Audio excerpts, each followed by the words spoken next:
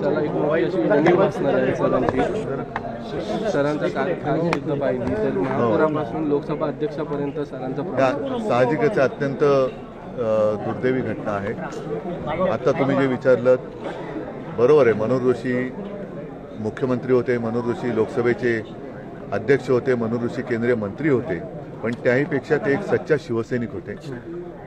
कोणताही पक्ष किंवा कोणत्याही व्यक्तीच्या आयुष्यामध्ये चढ उतार येत असतात। संकटाच्या काळामध्ये सुद्धा ते शिवसेना प्रमुखांसोबत राहिले, शिवसेनेसोबत निष्ठेने राहिले। एवढंच नव्हे तर ज्या वेळेला शिवसेना प्रमुखांना अटक झाली होती बेळगाव कारवारच्या सीमा आंदोलनाच्या वेळेला, तेव्हा शिवसेना प्रमुखांसोबत मनोहर जोशी आणि दत्ताजी साळवी सुद्धा होते। एकूणच जीवाला जीव देणारे हे सगळे शिवसेना प्रमुखांचे निष्ठावान शिवसैनिक हे आपल्यातून निघून जात आहेत। हे फार मोठं एक दुर्दैव आहे।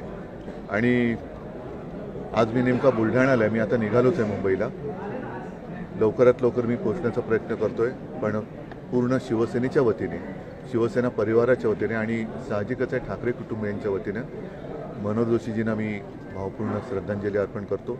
कारण असे सगळे जीवाला जीव देणारे कार्यकर्ते त्याही वेळेला होते, आजही आहेत।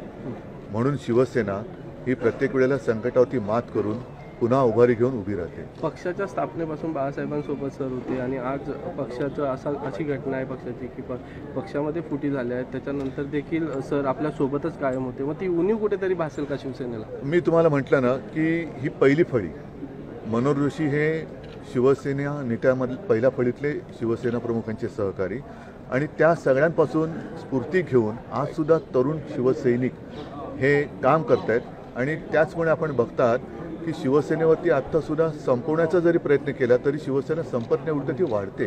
ह्याचं कारण ह्या सर्व तमाम नेत्यांनी जी आपल्या आयुष्याची महत्त्वाची वर्ष शिवसेना रुजवण्यासाठी वेचली ती आता मुळं धरून पुन्हा शिवसेनेला उभारी देत आहेत। विकासाची दृष्टी होती त्यांच्याकडे, एक जसं मुंबई पुणे एक्सप्रेस हायवे असेल किंवा बघा आता मला सगळ्या गोष्टी मी काही बोलू शकत नाही, कारण साहजिकच आहे हा एक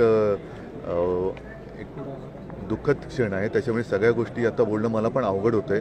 आत्ता तरी मला लवकरात लवकर मुंबईला पोहोचणं आवश्यक आहे, म्हणून मी आजचे सगळे कार्यक्रम रद्द करून मुंबईकडे निघालो।